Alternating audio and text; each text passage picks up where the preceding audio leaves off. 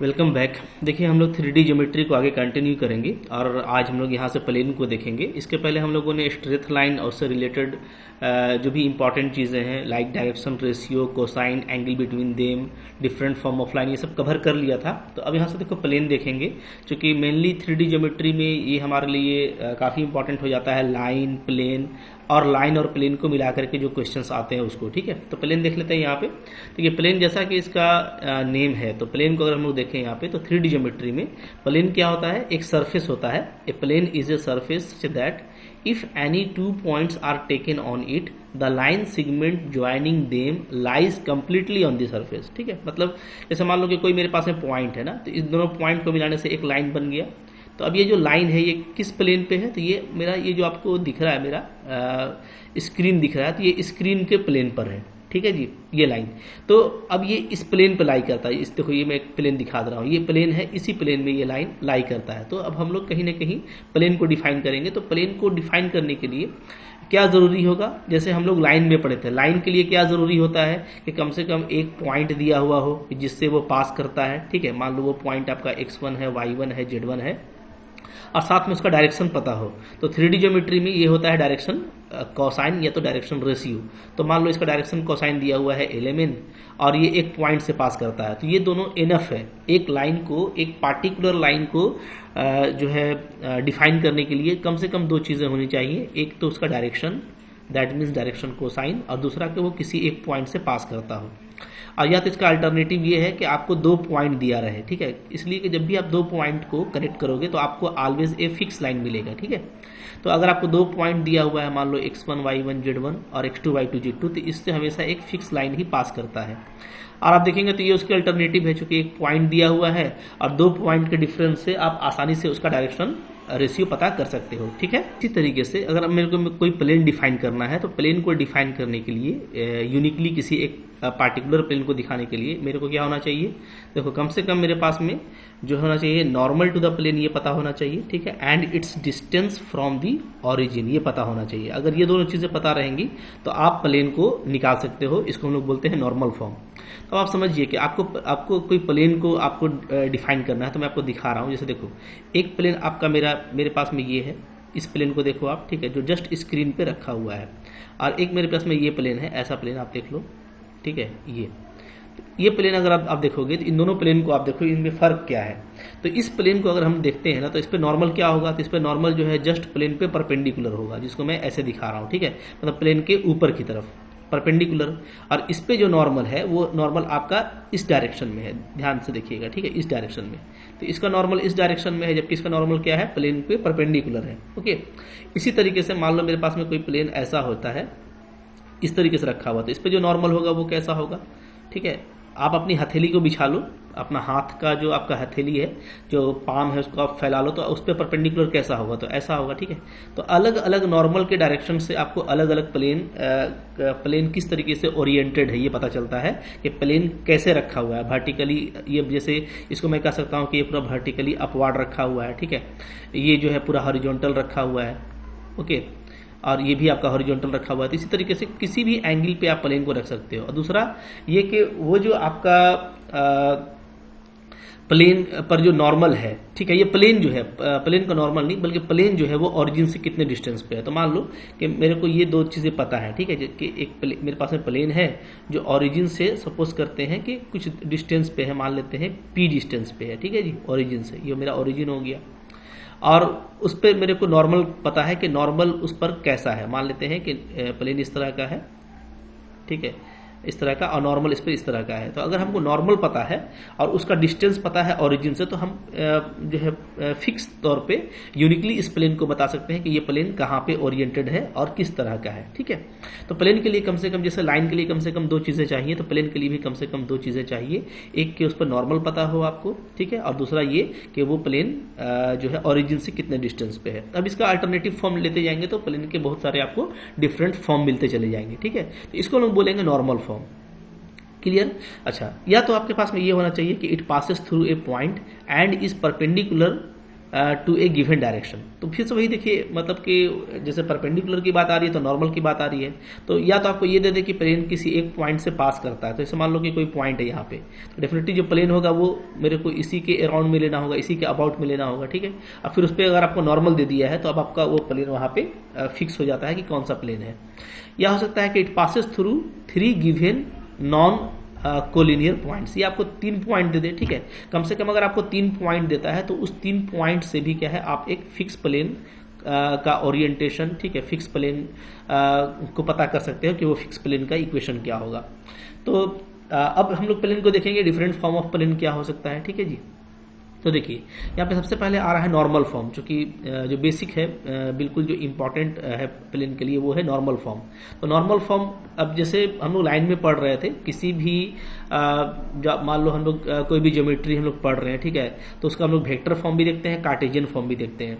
और मैं आपको फैमिलियर भी रहने के लिए सजेस्ट करता हूँ कि अगर आपके पास में वेक्टर फॉर्म है तो आप विद इन द सेकेंड उसको कार्टेशियन में बदल लो, या कार्टेशियन है तो विद इन द सेकेंड आप उसको वेक्टर में बदल लो, ठीक है। और जो जहाँ पे ईजी होता है, स्पेशली MCQs में जब आप क्वेश्चंस कर रहे होते हैं एग्जाम में, तो आपको जो आपके लिए इजी होता है, जनरली कार्टेशियन से एनालिसिस करना इजी होता है और एंगल वगैरह वेक्टर से फाइंड करना इजी होता है, तो उसके अकॉर्डिंग आप काम करते हैं, ठीक है। अब यहाँ पे पहले देखेंगे हम लोग क्या है कि equation of plane in normal form में सबसे पहले आ रहा है वेक्टर फॉर्म। तो वेक्टर फॉर्म क्या होता है, मान लीजिए कोई प्लेन का इक्वेशन आपको निकालना है, ठीक है, जिस पर नॉर्मल दिया हुआ है n वेक्टर है, ठीक है। The vector equation of a plane normal to unit vector n cap, ठीक है। तो आपको यूनिट वेक्टर दिया हुआ है n कैप है, जो इस पे नॉर्मल है, और जो इसका डिस्टेंस है ओरिजिन से वो d है, ठीक है। बात समझिएगा, यहाँ पे मैंने p लिया था, तो यहाँ पे यही सिचुएशन है कह सकते हैं, बट यहाँ पे डिस्टेंस d लिया गया है, इसको मैं d ले लेता हूँ। देखो ये सिचुएशन है कि जो आपका प्लेन है वो d डिस्टेंस से है, d डिस्टेंस रखता है ओरिजिन से, और जो यूनिट नॉर्मल वेक्टर है वो n कैप है। तो आपको यहाँ पे ध्यान ये देना है कि n कैप जो है वो यूनिट नॉर्मल वेक्टर है, यानी n कैप का मैग्नीट्यूड क्या है, 1 है, ठीक है। तो अगर ये आपको ऐसा कोई आपको यूनिट नॉर्मल वेक्टर दिया हुआ है और डिस्टेंस आपको पता है, तो डायरेक्टली इक्वेशन क्या हो जाएगा, तो इक्वेशन हो जाएगा r vector dot n cap equal to d, ठीक है जी। क्या हो गया, r vector dot n cap equal to d, ये हो गया मेरा vector equation of normal form of plane, ठीक है। अब इसी को आपको कार्टेशियन में कन्वर्ट करना है, तो यूनिट नॉर्मल वेक्टर याद रखिएगा, अगर मेरे पास में यूनिट नॉर्मल वेक्टर है, यूनिट नॉर्मल वेक्टर है, ठीक है, तो ये आपको क्या देगा, ये आपको देगा डायरेक्शन कोसाइन DCS, यानी एलिमेंट देगा, ठीक है। क्योंकि यूनिट नॉर्मल वेक्टर में क्या होता है, मैग्नीट्यूड आपका 1 होता है, ओके। और इधर भी आप देखोगे कि जो इसका मैग्नीट्यूड वैल्यू होता है L square M square N square वो 1 होता है। तो याद रखिएगा, अगर यूनिट नॉर्मल वेक्टर है आपका वेक्टर फॉर्म में, तो कार्टेशियन फॉर्म में क्या होगा, डायरेक्शन कोसाइन दिया होगा। और अगर कोई अनदर ऐसे ही नॉर्मल वेक्टर होता है, ठीक है, यूनिट नहीं रहता, तो वो नॉर्मल वेक्टर आपको क्या देगा, डायरेक्शन रेशियो देगा। सिंपली अगर कोई नॉर्मल वेक्टर है जो कि नॉर्मल है, ठीक है, बट यूनिट नहीं है, तो वो क्या देगा, वो आपको डायरेक्शन रेशियो देगा, ठीक है, क्लियर है। तो यहाँ पे चलो, यहाँ पे अगर हम कार्टेशियन फॉर्म बना रहे हैं तो यहाँ पे लिखा हुआ है कि LMN क्या है, ये डायरेक्शन कोसाइन है, ठीक है जी। अच्छा, of the normal to a given plane which is at a distance p, और डिस्टेंस जो है इसका ओरिजिन से वो क्या है, वो p है। तो इसका इक्वेशन क्या होगा, इसका इक्वेशन हो जाएगा LX plus MY plus NZ equal to p, clear. काफी जल्दी निकाल लेंगे, क्या हो जाएगा, इसका इक्वेशन हो जा रहा है LX plus MY plus NZ equal to p, clear, ठीक है। काफ़ी इजी है, देखो हम मैं थोड़ा सा कोरिलेट कर देता हूँ कि वेक्टर इक्वेशन में और कार्टेशियन इक्वेशन में क्या कोरिलेशन है, ठीक है। मैं आपको समझा देता हूँ, बहुत इजी हो जाएगा समझना। जैसे देखिए यहाँ पे हम लोग बात करें ना, तो देखो एक मेरे पास में क्या है, एक है मेरे पास में वेक्टर इक्वेशन इधर, ठीक है, और इधर मेरे पास में क्या है, इधर मेरे पास में है कार्टेशियन इक्वेशन, ठीक है। तो देखिए वेक्टर इक्वेशन क्या था, ये था r dot n cap is equal to d था, जहाँ पता है d जो है डिस्टेंस है ऑफ प्लेन फ्रॉम ओरिजिन, और n कैप क्या है, यूनिट नॉर्मल वेक्टर है। अब देखिए बहुत सिंपल याद रखना है, r वेक्टर क्या होता है, r वेक्टर होता है, याद रखिएगा, xi yj और z के, ठीक है। अगर x y z कोई भी आर्बिट्रेरी पॉइंट है तो r वेक्टर इसी को बोलते हैं। n कैप तो चूंकि यूनिट नॉर्मल वेक्टर है तो n कैप आपका बनेगा DCS से, डायरेक्शन कोसाइन से, ठीक है। तो अगर डायरेक्शन कोसाइन अगर एलिमेंट है तो n कैप क्या हो जाएगा, तो n कैप हो जाएगा LI MJ और N के, ठीक है जी, क्लियर है। और क्यों लिए हैं एल आपको बता दिया, क्योंकि एन कैप आपका क्या है, यूनिट नॉर्मल वेक्टर है। ठीक है, अगर सिंपली नॉर्मल वेक्टर होता तो हम इसको डायरेक्शन रेशियो ABC लेते। ठीक है, क्लियर है। अच्छा, अब देखो, अब यहाँ पे कुछ करना नहीं है, इन दोनों का डॉट प्रोडक्ट निकालिए। तो इसका डॉट कीजिएगा तो क्या होगा, आई का आई से मल्टीप्लाई कीजिएगा तो XL बन जाएगा, जे कैप का जे कैप से मल्टीप्लाई होगा तो क्या बन जाएगा, MY बन जाएगा। ठीक है, और के कैप का के कैप से करेंगे तो क्या बन जाएगा, ये बन जाएगा NZ। ठीक है, तो इक्वल टू, और इक्वल टू क्या है, इक्वल टू है D। तो अब आप देखो इसका क्या फॉर्म आ गया, LX MY NZ equal to D। तो देखिए एग्जैक्टली वही चीज़ यहाँ पे लिखा हुआ है, देख पा रहे हैं ना। ठीक है, तो अब यहाँ पे P लिया गया है परपेंडिकुलर डिस्टेंस, जबकि यहाँ पे क्या है, D लिए थे। तो लेकिन अगर ये मान लो मेरा वेक्टर इक्वेशन है तो आप बहुत ही जल्दी ये कार्टेशियन इक्वेशन निकाल लोगे। तो भाई मैंने देखा कि ये मान लो वेक्टर इक्वेशन है, अब मेरे को लिखना है इसको कार्टेशियन फॉर्म में, तो कितना टाइम लगेगा लिखने में, बिल्कुल सेकंड्स में हम लोग इसको लिख लेंगे। अंडरस्टैंडिंग होनी चाहिए कि भाई यहाँ पे R क्या होगा, तो R जो है वो जनरल वेक्टर है, ये होगा जो कि एक पॉइंट से बनता है, एन कैप डायरेक्शन कोसाइन से तैयार होगा, दोनों का डॉट प्रोडक्ट ये आ जाएगा। ठीक है, और इक्वल टू D, तो कितना जल्दी हो गया। और अगर मान लो आपको कार्टेशियन इक्वेशन दिया हुआ है जैसे ये, इसका आपको वेक्टर फॉर्म लिखना है तो लपक करके एकदम बिल्कुल सेकंड्स में आप इसको लिख लोगे मोहब्बत से। ठीक है, तो अंडरस्टैंडिंग रहनी चाहिए, वेक्टर इक्वेशन है तो कार्टेशियन क्या होगा, कार्टेशियन है तो वेक्टर इक्वेशन क्या होगा। और कोई एक चीज़ ही आप याद रखना, बहुत ज़्यादा रट के रखने का जरूरत नहीं है, एग्जाम में कोई एक चीज़ याद रखेंगे तो दोनों चीज़ याद रहती है। ठीक है, चलो अब कोई भी टॉपिक है तो उसके लिए आप कुछ क्वेश्चन करोगे तो ज़्यादा क्लियर आएगा। देख लेते हैं क्विकली, एक एग्जांपल देख लेते हैं। यहाँ पे देखो, यहाँ पे एग्जांपल है, बोलता है the vector equation of the plane which is at a distance 8 unit from the origin and which is normal to the vector this. ठीक है, तो आपको यहाँ पे प्लेन का वेक्टर इक्वेशन पूछ रहा है, ये ध्यान दीजिएगा। आपको क्या पूछ रहा है, आपको पूछ रहा है the vector equation of the plane. ठीक है, जबकि आपको डिस्टेंस D दिया हुआ है, तो यहाँ पे क्या क्या गिवन है, मोहब्बत से देखोगे तो D आपको गिवन है 8 है। क्लियर है जी, ओके। अच्छा, यूनिट भी आपको दिया हुआ है, अच्छा 8 यूनिट हो गया, सॉरी। अच्छा, अब फिर क्या है, आपको नॉर्मल टू द वेक्टर दिया हुआ है, आपको वेक्टर दिया हुआ है यहाँ पे जो नॉर्मल है, तो मैं कह सकता हूँ कि यहाँ पे मेरे को नॉर्मल वेक्टर दिया हुआ है। नॉर्मल वेक्टर क्या दिया हुआ है जी, ये दिया हुआ है 2i cap plus j cap plus 2k cap. ठीक है, तो ये आपको वेक्टर दिया हुआ है 2i plus j plus 2k, देख पा रहे हैं, ओके। अच्छा, अब यहाँ पे ये फैसला करना है कि क्या ये मेरा एन कैप है, क्या ये मेरा एन कैप है। तो भैया ये मेरा एन कैप नहीं है, क्यों, इसलिए कि जो एन कैप होता है वो क्या होता है, वो होता है यूनिट नॉर्मल वेक्टर, ध्यान दीजिएगा। ठीक है, यूनिट नॉर्मल वेक्टर, और यहाँ पे इसको पहले तो यूनिट नॉर्मल लिखा नहीं है, यूनिट नॉर्मल ये नहीं है, और आप देख के भी कंफर्म कर सकते हो, यूनिट नॉर्मल होने के लिए इसका मैग्नीट्यूड 1 होना चाहिए। ठीक है, और आप इसका निकालोगे मैग्नीट्यूड तो क्या आ जाएगा, इसका मैग्नीट्यूड आएगा 2 का स्क्वायर, यहाँ से 1 का स्क्वायर और प्लस 2 का स्क्वायर, यानी आपको ये आ जा रहा है 4 4 8 और एक 9, आपका ये 3 आ रहा है, 3 यूनिट आ रहा है। जबकि इसका अगर मैग्नीट्यूड 1 आता तो ये यूनिट नॉर्मल वेक्टर होता, इसका मतलब है कि ये यूनिट नॉर्मल वेक्टर नहीं है। ठीक है, तो अब आपको इसको यूनिट नॉर्मल वेक्टर बनाना पड़ेगा। तो आप इसको ऐसे कर सकते हो कि जो वेक्टर दिया हुआ है उसको आप लिख लेना ए। मैं समझा रहा हूँ, हालांकि ये बहुत फास्ट एग्जाम में होगा, आप इसको देखते ही पता कर लोगे कि भैया इसका मैग्नीट्यूड तो 1 नहीं आ रहा, मोहब्बत से आप देख लोगे दिमाग में। ठीक है, तो इसको आप ए ले लेना, तो ए ले लिया तो 2i plus j plus 2k, ये हमारा ए हो गया। तो अब इसका यूनिट नॉर्मल वेक्टर क्या होगा, तो फॉर्मूला होता है ए वेक्टर बाई इट्स मैग्नीट्यूड। ठीक है, किसी भी वेक्टर को अगर आपको यूनिट नॉर्मल में कन्वर्ट करना है, यूनिट में कन्वर्ट करना है, तो हम क्या करते हैं, उस वेक्टर को उसके मैग्नीट्यूड से डिवाइड करते हैं। ठीक है, तो वेक्टर मेरा क्या था, ये मेरा था 2i plus j plus 2k, और मैग्नीट्यूड इसका क्या आ गया, तो ये आपका आ गया 3। तो ये अब आपका एन कैप हो गया। ठीक है, तो अब आपका यहाँ से बिंदास तरीके से काम हो जाएगा। तो फॉर्मूला क्या होता है, फॉर्मूला होता है r vector dot n cap is equal to d. This is the normal form of plane. ठीक है, अगर आपको ओरिजिन से डिस्टेंस दिया हुआ, याद रखिए, अगर आपको ओरिजिन से, जैसे यहाँ पे दिखा हुआ था ना 8 यूनिट फ्रॉम द ओरिजिन, अगर आपको ओरिजिन से डिस्टेंस दिया हुआ है d, तो आपके लिए ये बेस्ट जो है मतलब कि कह सकते हो कि फॉर्मूला है प्लेन को फाइंड आउट करने का।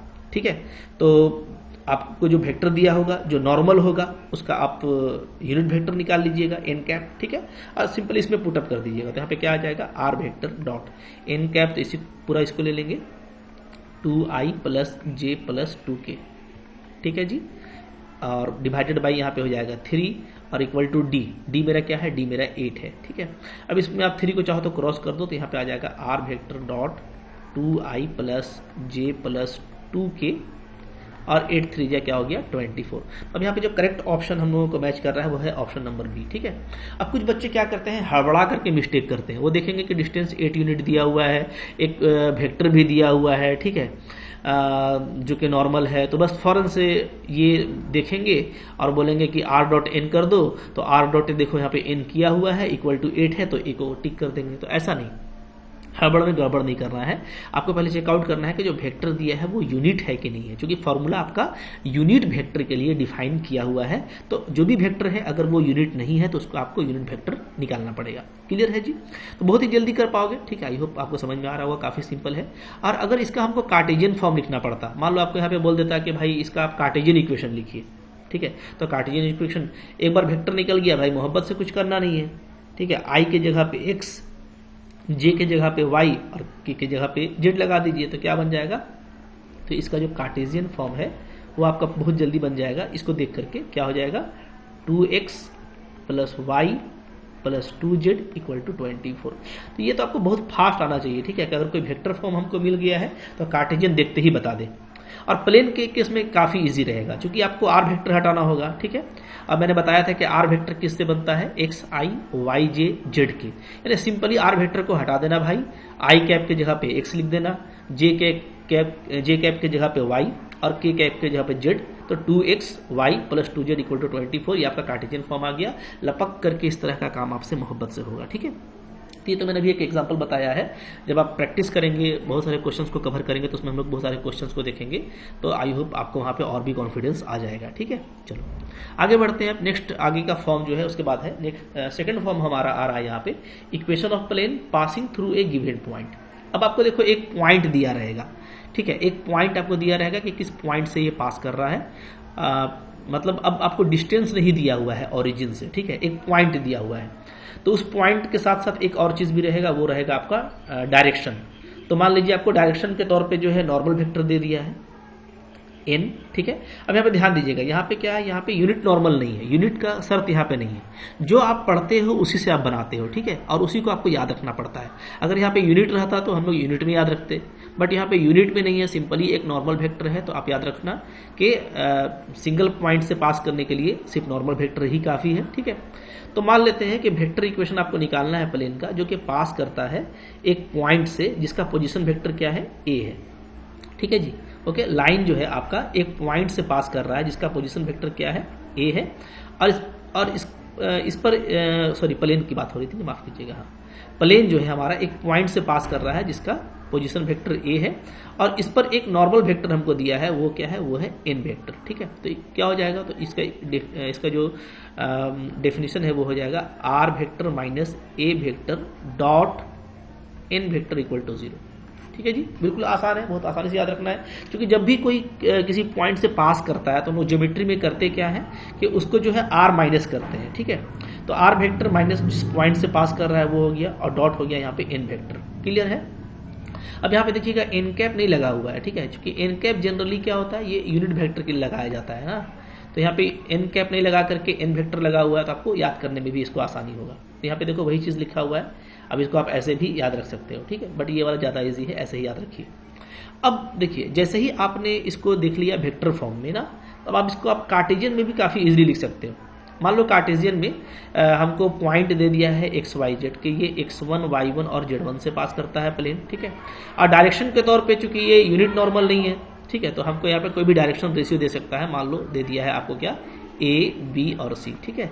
तो बस कुछ करना नहीं होगा, यहाँ पे क्या करना होगा, ए का जो आपका जिस पॉइंट से ये पास कर रहा है, ठीक है, जो पोजीशन वेक्टर आपने ए लिया हुआ है, तो वहां पे अब हम लोग क्या करेंगे, x1 y1 z1 लेंगे, और जबकि जो r वेक्टर होता है वो रिप्लेस होता है किससे, x y z से। तो x माइनस ए करना है, तो यहाँ पे सिंपली क्या बन जाएगा, x माइनस ए बन जाएगा, ठीक है, x1 बन जाएगा, x माइनस x1। इसी तरीके से फिर आपका y माइनस y1 और z माइनस z1, ये फैक्टर बनेगा जी, ठीक है। अब देखो ये डॉट प्रोडक्ट हुआ है इन से, और इन जो है उसका डायरेक्शन रेशियो है ठीक है, ए बी सी, तो यहाँ पे आप लगा दोगे ए चूंकि डॉट प्रोडक्ट है, यहाँ पे बी और यहाँ पे सी।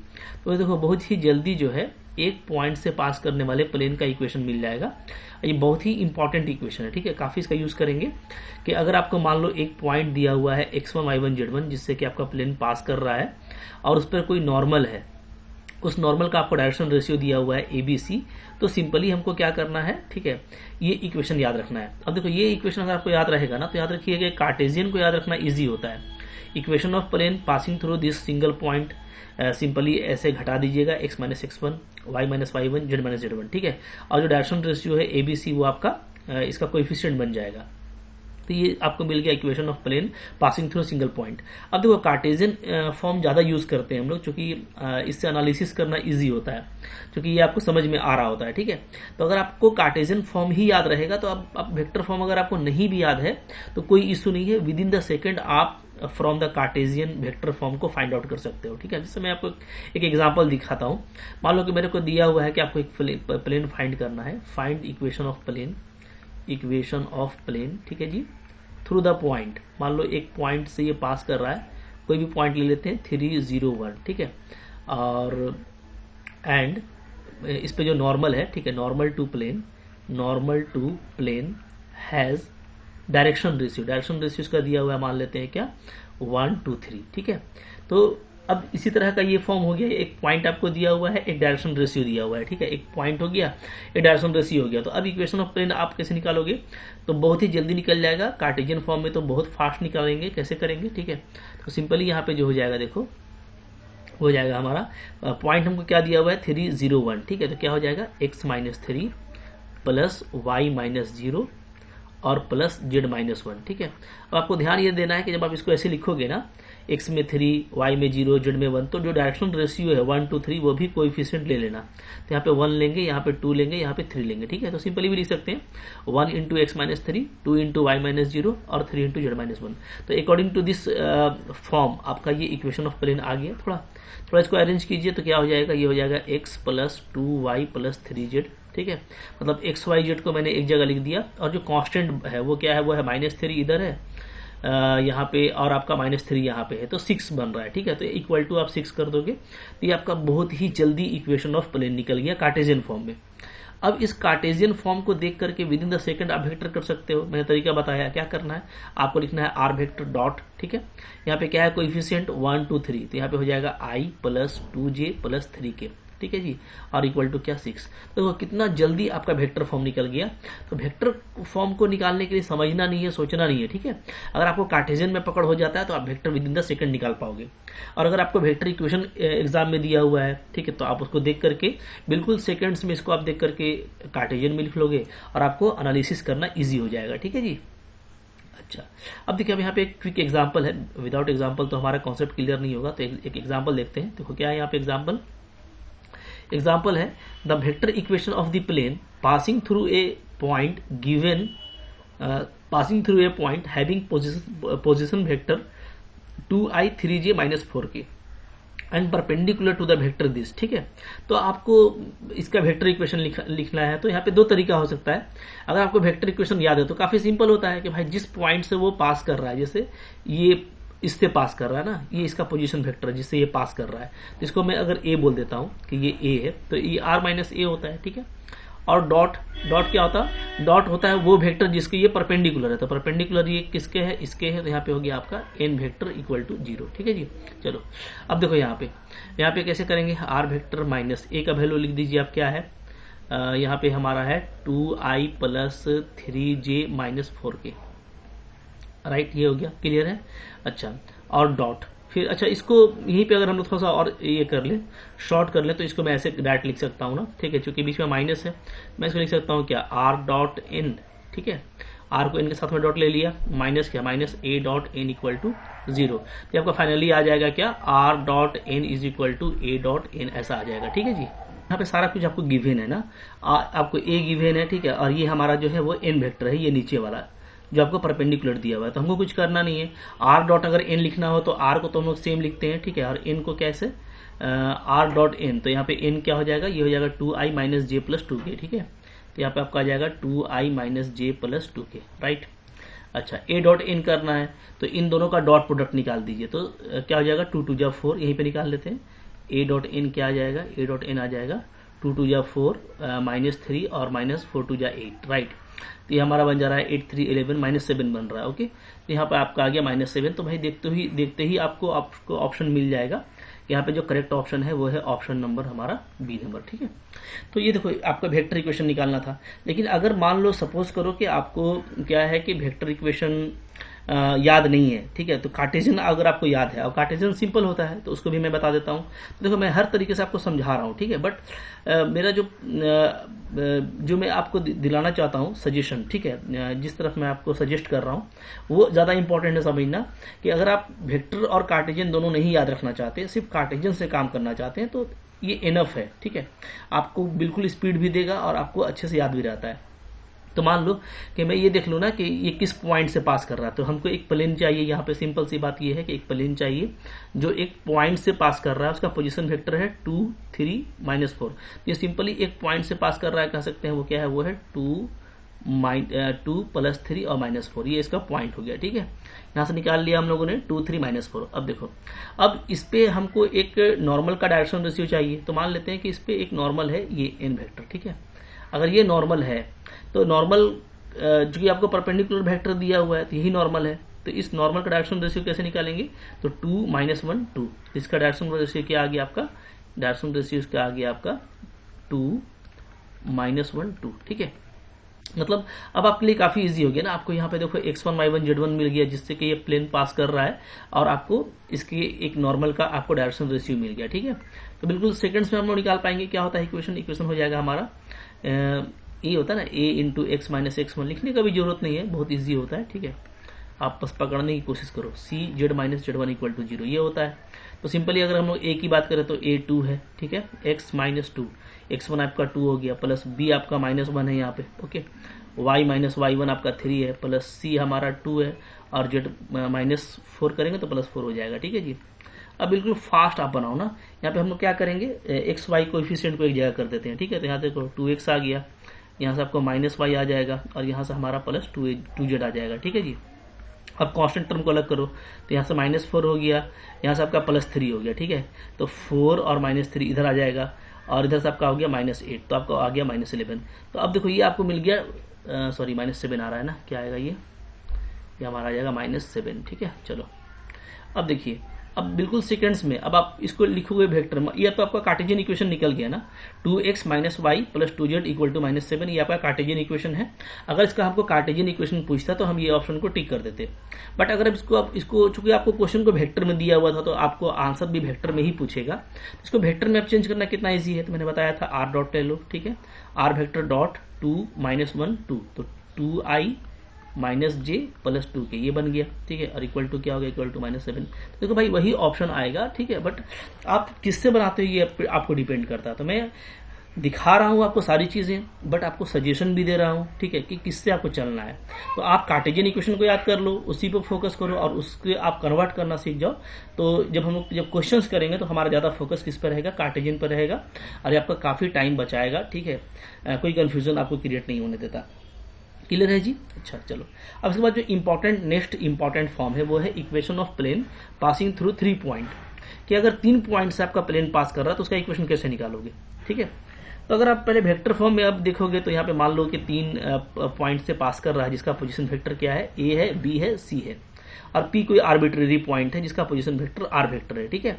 तो ऐसे केस में जो इक्वेशन ऑफ प्लेन होता है वो होता है ये r vector minus a vector, b vector minus a vector, c vector minus a vector, ये 3 वेक्टर आप निकाल लो, और इन तीनों का स्केलर ट्रिपल प्रोडक्ट ये आप निकाल लीजिए, ठीक है। तो यही आपका इक्वेशन हो जाएगा। ये स्केलर ट्रिपल प्रोडक्ट है, ये हम लोग पढ़ चुके हैं, ठीक है। अच्छा, और अगर इसको आप कार्टेशियन फॉर्म में देखोगे तो कार्टेशियन फॉर्म में काफी सिंपल हो जाता है। मान लो आपके पास में जो है कोई प्लेन आपको फाइंड करना है जो कि 3 पॉइंट से पास करता है, ठीक है, 1 पॉइंट, 2 पॉइंट, 3 पॉइंट, ओके। अब ये पॉइंट मान लो a है, b है, c है, इसका कोऑर्डिनेट है x1 y1 z1, x2 y2 z2 and x3 y3 z3। तो भाई इसका कार्टेशियन फॉर्म निकालना काफी सिंपल है। कैसे करेंगे, तो तरीका ये होगा कि आप इसको इस डिटर्मिनेंट को निकाल लो, क्योंकि स्केलर ट्रिपल प्रोडक्ट क्या होता है, एक डिटर्मिनेंट का फॉर्म देता है आपको, ये हम लोग पढ़ चुके हैं वेक्टर में।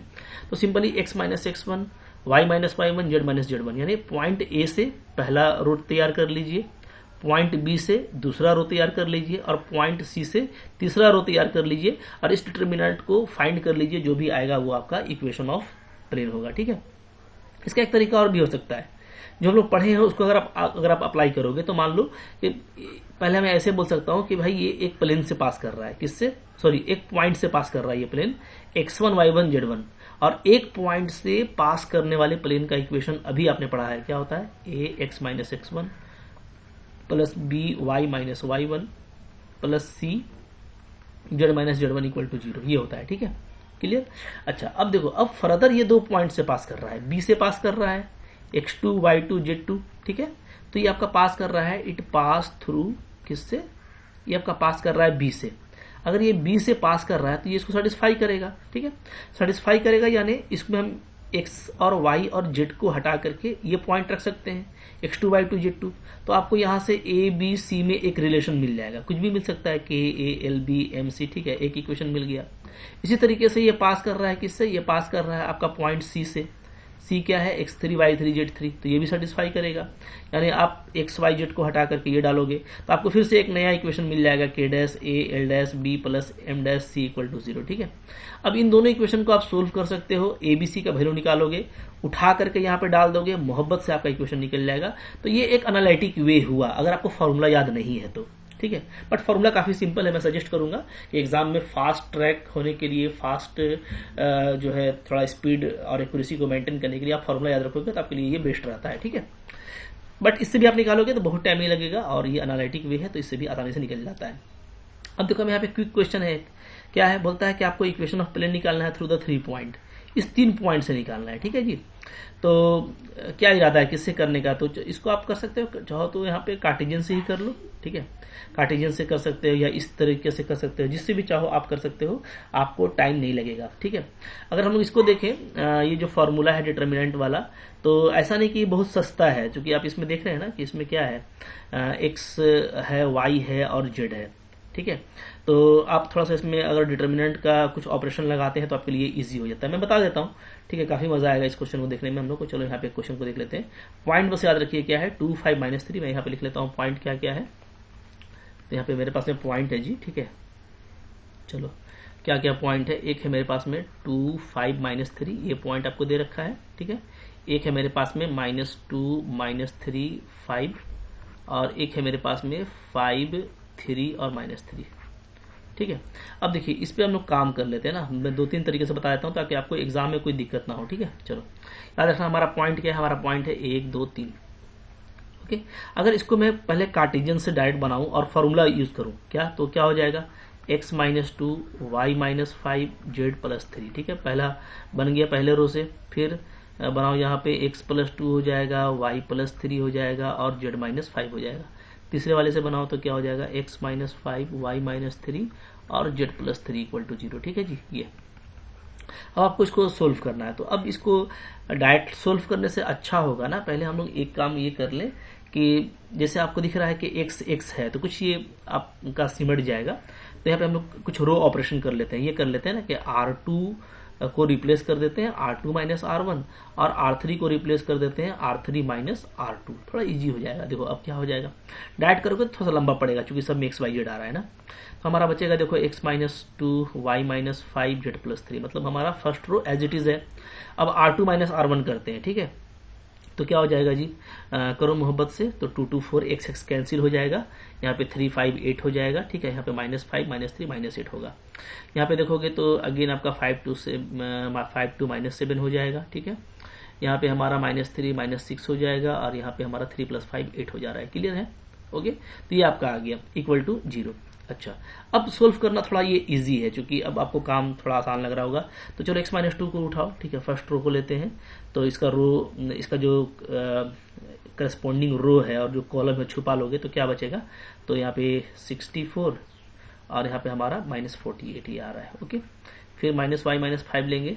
ठीक है, सेकेंड एलिमेंट, तो यहाँ पे क्या आ जाएगा आपका 8 4 या 32 और माइनस 8 से बन जाए 56 ये आ रहा है, ठीक है। अच्छा, और फिर प्लस लेंगे z+3, तो यहाँ पे क्या आ जाएगा -24 और प्लस आ जाएगा 56 इक्वल टू 0, राइट। ये चलो अब देखो यहाँ पे आपका बच रहा है x - 2। अब देखिए 64 है, ये 48 है, तो आपको यहाँ पे बचेगा कितना 16, राइट। माइनस y - 5, यहाँ पे आप देखो 32 है और 56 है, ओके। तो यहाँ पे हम लोगों को बच जा रहा है 14, क्लियर। अच्छा सॉरी 24 बचेगा ना, 24 6 2 yes 24। अच्छा, ये माइनस में आएगा, ये भी देख लो, तो यहाँ पे प्लस कर लो, ठीक है। चलिए फिर नेक्स्ट क्या है, फिर यहाँ पे हम लोग देखेंगे तो प्लस हो जा रहा है मेरे पास में z+3 और 56 है और ये 24 है, तो यहाँ पे हमारा क्या आ जाएगा 32 आ जाएगा, राइट, क्लियर है। चलिए अब देखिए इक्वल टू 0 हो गया। अब यहाँ पे हम लोग देख सकते हैं ना कि यहाँ पे कुछ कॉमन भी, जैसे आप यहाँ पे चाहो तो 8 को कॉमन ले लो, सभी 8 कॉमन है, तो यहाँ पे हमारा बचेगा 2 × x - 2 प्लस 3 × y - 5 और प्लस आपका 4 × z+3 ये बच रहा है जी, ठीक है। अच्छा, थोड़ा सा इसको मल्टीप्लाई करते हैं मोहब्बत से, तो आ जाएगा आपका 2x plus 3y plus 4z, ये हमारा कोएफिशिएंट बन गया। और कांस्टेंट है -4 -15 -19 और आपका ये है +12 तो -7, ठीक है। तो +7 आपका यहाँ पे आ रहा है। तो अब आप क्विकली देख सकते हो 2x 3y 4z equal to 7, ये कहाँ पे आंसर है, ठीक है। 2x 3y plus 4z equal to क्या है 14 है, क्या आ गया, कांस्टेंट टर्म मैच नहीं कर रहा है, देख लो एक बार अच्छे से। तो यहाँ पे है हमारा -4, ये हो गया हमारा -15, तो ये हो गया -19, ठीक है। ये 4 3 या 12, तो -7 ही आ रहा है। देख लेते हैं एक बार कहाँ पे मिस कर रहा है। तो यहाँ पे देखो हम लोग अगर अच्छे से देखें ना, तो हम लोगों का तो कोई मिस्टेक यहाँ पे नहीं है, तो यहाँ पे ऑप्शन में ही कुछ गड़बड़ी हो सकता है, ठीक है। तो कोएफिशिएंट वाइज या तो ऑप्शन नंबर ए या तो बी, बट 7 ही होना चाहिए। ये आप एक बार चेक कर लीजिएगा, 7 ही करेक्ट होगा। ऑप्शन नंबर बी को ले लेते हैं, ठीक है। ए को भी ले सकते हो, बट 7 आपका करेक्ट आंसर आएगा। हो जाता है कोई कहीं के भी मिसप्रिंट रहता है, वैसा नहीं, ठीक है। अच्छा, तो अब मैं आपको ये बता रहा था कि यहाँ पे कुछ और बातें मैं आपको बताना चाहता हूँ, ठीक है। जैसे देखो आप ना यहाँ पे 2-3 चीज़ याद रख सकते हो। जैसे आपको जो ये बताया गया है फॉर्मूला, पहले इसको देख लेते हैं। फॉर्मूला जैसे आपको ये बताया गया है कि कार्टेशियन फॉर्म ये होता है। अब यहाँ पे जब आप पुट करते हो तो आपको सब में XYZ आ जाता है, फिर आप ऑपरेशन करते हो, तो चाहे तो आप इसको ऑपरेशन करके भी याद रख सकते हो, ठीक है। और कुछ बुक में आपको ये ऐसा फॉर्मूला मिलेगा, x - x1 y - y1 और z - z1, ठीक है। पहला रो तो ऐसा ही रहेगा। दूसरा रो में खुद से अगर हम लोग ऑपरेशन कर दें, ठीक है, तो ऐसा ऑपरेशन हो जाएगा, ये आ जाएगा x1 - x2, ये आ जाएगा y1 - y2 और यहाँ पे आ जाएगा आपका z1 - z2, ठीक है। यहाँ पे भी करोगे तो हो जाएगा आपका x1 - x3, y1 - y3 और z1 - z3। तो अगर आप ये फॉर्मूला याद रखो इक्वल टू 0, ठीक है, तो अब आपको इसमें वो XYZ नहीं बचेगा। और हम लोग किए क्या, जो गिवन था ना उसी में हम लोग ऑपरेशन लगा दिए, वही ऑपरेशन कि हम लोग R2 को रिप्लेस कर दिए R2 - R1। तो आप करोगे तो सिंपली x कट जाएगा और यही आपका आएगा। इसी तरीके से R3 को रिप्लेस कर दिए क्या, R3 - R1, R3 - R2 भी कर सकते हैं, कोई इशू नहीं है, ठीक है। तो आप बहुत तरह का फॉर्मूला यहाँ पे अलग अलग बन सकता है, जिसको आप बुक में देख सकते हो, बट मेन फॉर्मूला देखो ये वाला है। और अगर आप इसको अप्लाई करोगे तो आपको यहाँ पे थोड़ा सा ऑपरेशन करना पड़ेगा और आपका काम काफ़ी ईजी हो जाएगा, ठीक है जी। अच्छा, चूंकि हम लोग यहाँ पे सीख रहे हैं तो भी मैं बहुत कुछ बात और भी करना चाहता हूँ आपसे। जैसे देखो मैं यहाँ पे एक और बताना चाहता हूँ, जैसे हम लोग का यही 3 पॉइंट था ना, एक और मेथड से बना लेंगे तो कंफर्म भी हो जाएगा। तो इससे इसको एक और दूसरे तरीके से बना सकते हैं, ठीक है। सेकंड मेथड क्या होगा कि किसी एक पॉइंट को पहले आप पकड़ लो। जैसे हम निकाल लेते हैं कि प्लेन जो कि पास करता है पास थ्रू, ठीक है, सिंगल पॉइंट से पास कर रहा है, कौन सा, पहला पॉइंट उठा लीजिए 2 5 - 3, ठीक है जी। तो इससे आपका इक्वेशन क्या आ जाएगा, इससे मेरा इक्वेशन आ जाएगा simply ax - 2 plus by - 5 plus CZ+3 equal to 0, ये आ जाएगा, ठीक है।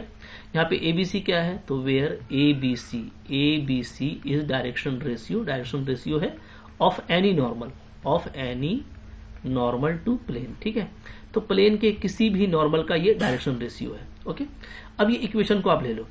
अब ये जो इक्वेशन है ये फर्दर इससे पास करता है, ठीक है। तो हम क्या बोलेंगे, हम बोलेंगे प्लेन 1 पास थ्रू, ये पास करता है, किससे पास करता है, ये पास करता है आपका -2 -3 5 से, ठीक है, एंड और 5 3 माइनस 3 से 5 3 माइनस 3, ये दोनों पॉइंट क्या करेगा, इसको सेटिस्फाई करेगा। सिंपल सा कोऑर्डिनेट ज्योमेट्री है, कुछ नहीं कर रहे हैं, ठीक है। अगर कोई प्लेन या कोई कर्व किसी पॉइंट से पास करता है तो वो इसको क्या करेगा, सेटिस्फाई करेगा। यहाँ से हमको क्या मिल जाएगा, तो यहाँ पे पुटअप कर दीजिए, एक्स के प्लेस पे डालिए -2, वाई के प्लेस पे -3 और जेड के प्लेस पे 5, तो हमारा क्या आ जाएगा, तो मैं डाल रहा हूँ -2 -4a आ जाएगा, ठीक है। -3 और -5 -8 भी आ जाएगा, और 5 + 3 + 8c आ जाएगा, ठीक है जी, इक्वल टू 0। ये आपको मिल गया इक्वेशन नंबर 2, राइट। अब देखो इस पॉइंट को डालो इसी तरीके से, तो क्या आ जाएगा, तो 5 - 2 ये आपका 3a आ जाएगा, 3 - 5 ये आपका -2b आ जाएगा, और 3 और +3 आपका 0 हो जा रहा है, ठीक है, प्लस क्या हो गया 0c equal to 0। Clear, okay. अब हमारे पास में देखो दो अगेन इक्वेशन आ गए हैं, ठीक है, बहुत सिंपल इक्वेशन आया है। एक तो ऊपर वाला, अच्छा इसको थोड़ा सा सिंप्लीफाई कर लेते हैं तो काफ़ी इजी हो जाएगा। देखो मैं आपको दिखा देता हूँ यहाँ पे, चलिए तो सिंप्लीफाई कर लेते हैं। जैसे आप इसको देखेंगे तो यहाँ पे क्या है, यहाँ पे आपका सिंपली 3a = 2b बच रहा है, ठीक है जी। और ऊपर में अगर मैं कॉमन ले लेता हूँ 4 को, तो 4 को कॉमन लेंगे तो क्या हो जाएगा, तो -a - 2b और +2c = 0 ये आ जाएगा। क्लियर है, अच्छा। अब देखो, अब आपको सिंपली ABC को फाइंड आउट करना है, बहुत सिंपल रहेगा। तो ABC को फाइंड आउट करने के लिए मैं इसको ऐसे भी लिख सकता हूँ, ज़्यादा इजी हो जाएगा, ठीक है। यहाँ पे इसको मैं अगेन ऐसे लिख देता हूँ, a + 2b - 2c = 0, ठीक है। और नीचे में लिख देता हूँ 3a - 2b + 0c = 0, ठीक है। ये थोड़ा फास्ट तरीका होगा। हम लोग यहाँ पे क्रॉस मल्टीप्लीकेशन से कर लेते हैं, तो क्या होगा, क्रॉस मल्टीप्लीकेशन करेंगे तो a को लेंगे, ठीक है, क्रेमर्स रूल अप्लाई कीजिए, तो इसको छोड़ दीजिए। तो यहाँ पे देखिएगा 2 × 0 0 और -2 +4 हो रहा है तो -4 ही हो जाएगा, ठीक है। फिर -b लेंगे, तो यहाँ पे ये छिप जाएगा, तो ये हो गया आपका 0, राइट। और यहाँ पे आपको हो जाएगा +6 = c को लेंगे, इसको छुपा लेंगे, यहाँ पे हो जाएगा आपका -2 और -3 × 2 = -6, ठीक है, इक्वल टू k। इसको आप k लिख सकते हो, ठीक है जी। आपको तरीका पता है, यहाँ से आपको बहुत जल्दी ABC मिल जाएगा। तो क्या मिल जा रहा है, देखो यहाँ से मेरे को मिल जा रहा है a/-4, यहाँ से मेरा मिल जा रहा है b/-6, ऐसे लिख देते हैं, ठीक है, कोई दिक्कत नहीं है। यहाँ पे c/-8 = k, राइट। अभी चूंकि देखो सारा जो है रेशियो में थोड़ा सिंप्लीफाई करके लिख सकते हैं। सब में देखो 2 कॉमन है या -2 कॉमन ले लो, तो a/2 हो जाएगा, b/3 हो जाएगा, और c/ क्या हो जाएगा 4 = k। तो सिंपली a क्या है, a 2k है, b आपका 3k है, और c आपका 4k है, ठीक है। तो ये ABC का वैल्यू को बस पुटअप कीजिए, आपका काम हो जाएगा। कहाँ पुट करना है, यहाँ पुट करना है, तो पुट कर दो। यहाँ मैं अगर पुट करता हूँ तो हो जाएगा मेरा क्या, 2k x - 2, ठीक है जी, 3k y-5 और प्लस 4k z + 3 = 0, राइट। ये हो गया। अब देखो सब में k कॉमन आ रहा है ना, क्या था, a 2k b 2k 3k 4k, ठीक है। चलो अब यहाँ से देखो सब में k कॉमन है, तो आप चाहो तो k को कॉमन लेके हटा दो, तो मैं हटा दे रहा हूँ, ये हट गया, ये भी हट गया, ये भी हट गया, ठीक है। अब सिंपली क्या करना है, मल्टीप्लाई करना है, तो मल्टीप्लाई कीजिए। तो पहले x का कोएफिशिएंट लेंगे 2x, y का लेंगे तो 3y, और z का लेंगे तो 4z, ठीक है जी। यहाँ पे देखो -4 और -15 -19, ठीक है, प्लस 4 3 12 = 0। तो वही चीज़ आएगा। अगर आप ऐसे भी निकालते हो तो सेम चीज़ आएगा, मैं ये आपको बताना चाह रहा हूँ, ठीक है। तो चाहे आप एनालिसिस इस तरह से करके करो, एक पॉइंट को लेकर के उसका जो इक्वेशन होता है उसको अप्लाई कर लीजिए, या बाकी पॉइंट को सेटिस्फाई करा दीजिए, या आप डायरेक्टली अगर आप डिटर्मिनेंट मेथड लगाते हैं तो आपको इस तरह का देखना है, ठीक है। तो कैसे भी कर रहे हैं तो हम लोग का यही आ रहा है, तो यही हमारा करेक्ट यहाँ पे ऑप्शन है, ठीक है। तो यहाँ पे हो गया हमारा option number B is correct. Clear, ठीक है। इसी तरीके से क्वेश्चन नंबर देखो 24 है यहाँ पे। अब 24 को मैं आपको होमवर्क दे रहा हूँ, ठीक है। यहाँ पे आपको बोलता है वेक्टर इक्वेशन निकालिए, तो अब कुछ करने का जरूरत नहीं है, आप बस सिंपली यहाँ पे 3 पॉइंट देख लो कौन कौन सा है। जैसे यहाँ पे इसको देखोगे तो इससे बनेगा 1 1 -2, ठीक है, एक पॉइंट ये हो गया। इससे बन जाएगा आपका 2 -1 1, ठीक है, और इससे आपका बन जाएगा 1 2 1। भाई ये 3 पॉइंट आपको मिल गए, ठीक है। तो इन तीनों पॉइंट से आप प्लेन निकाल लीजिए, जो भी मेथड अप्लाई कीजिए, और कार्टेशियन फॉर्म में फाइंड आउट कीजिए, ठीक है। जैसा मैं सलाह आपको दे रहा हूँ, कार्टेशियन फॉर्म में निकाल लो, जैसा मैंने आपको ऊपर में बताया, ठीक है। डिटर्मिनेंट मेथड से निकाल लो, या तो सेटिस्फाई करा के निकाल लो। और ये जैसे ही निकलेगा ना, तो इसको सेकेंड्स में आप वेक्टर में चेंज कर लोगे। मैंने आपको बहुत तरीका बता दिया है भाई। अगर आपको कार्टेशियन दिख गया, जैसे मान लो ये मेरे को दिखा कार्टेशियन, क्या आंसर आया था, आंसर आया था 2x + 3y + 4z = 7। इतना करने के बाद अगर इसको हमको वेक्टर में लिखना है तो 1 सेकेंड और लगेगा। कैसे लिखेंगे, r वेक्टर डॉट 2 3 4, तो 2i + 3j प्लस 4k, ठीक है, और इक्वल टू क्या होगा, इक्वल टू 7 हो जाएगा। तो आपका ये आंसर हो गया। तो यही काम बस करना है और आपको वेक्टर में ऑप्शन मिलाना है। तो आई होप आप इसको जरूर करेंगे, बिल्कुल करके बताइएगा कौन सा करेक्ट ऑप्शन आता है, ठीक है। तो कोई भी लेक्चर मिस नहीं करना है, सारे लेक्चर्स में बहुत सारे क्वेश्चन कवर करने वाले हैं, बहुत मजा आएगा, ठीक है। 1 बाय 1 सबको कवर करेंगे और सीखना है अच्छे से, कॉन्फिडेंट रहना है, डेफिनेटली एग्जाम में काफी अच्छा गोल करेंगे, ठीक है। मिलते हैं नेक्स्ट लेक्चर में, तब तक आप मेरे को कमेंट कीजिएगा, जरूर बताइएगा कौन सा आपका ऑप्शन आया है, ठीक है। Thank you very much.